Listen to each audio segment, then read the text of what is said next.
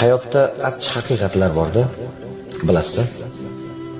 Negadir doim ko'nglimiz og'ritgan insondan emas, aksincha ko'nglimizga qaraydigan insonlardan alamimizni olamizda. Biz sevgan insonlarga ozor beramiz, lekin sevmagan insonlarga poyandoz bo'lamiz. Nega? Yaxshi ko'rgan yaqinlarimizga, kasal birodarlarimizga vaqtimiz yo'q, lekin 7 yot begona insonlar bilan oshga har doim vaqt topamiz. Oilasi nochorroq singlimizga har xil bahonalar bilan yordam bermaslikka harakat qilamiz, lekin xalqni ko'ziga qozon-qozon oshlar qilib ziyofat beramiz.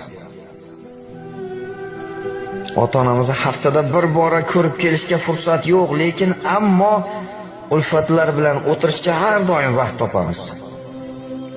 Nega?